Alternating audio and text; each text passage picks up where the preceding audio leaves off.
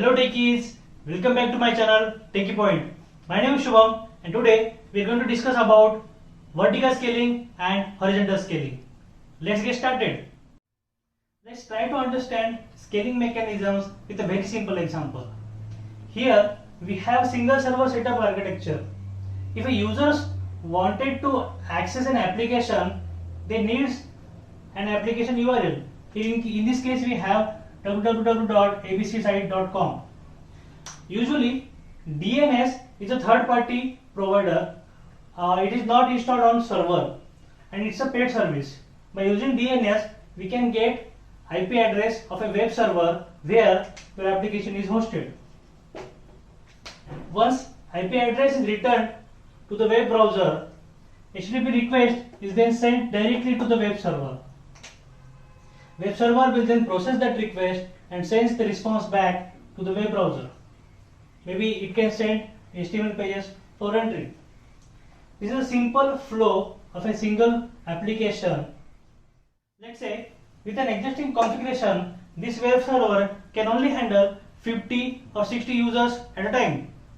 And what if your website traffic increases rapidly? This web server will fall down. To avoid this failure, we can apply vertical scaling or horizontal scaling.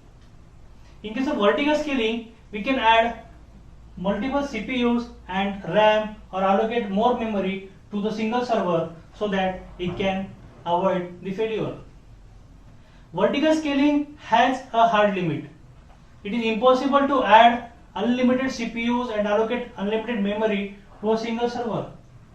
Also, there is a chances of having single point failure. If your single server will get down, the whole application will get crashed. To avoid this, we can have horizontal scaling mechanism. In case of horizontal scaling, we simply can add more servers to the web server pool. Instead of having a single server, we can have multiple servers to manage website traffic.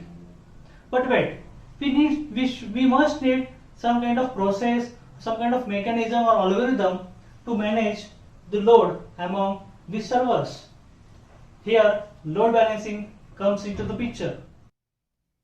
Load balancer evenly distributes all the incoming traffic among the servers or among the web servers that are defined under the load balanced set. If server 1 goes offline, all this traffic will be redirected to server 2. So there is no single point failure. If the input traffic rapidly increases and the existing servers are not enough to handle that request, then load balancer effectively handles this problem.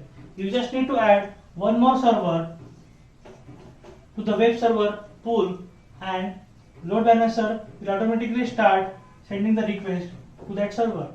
This also helps to prevent website from going offline.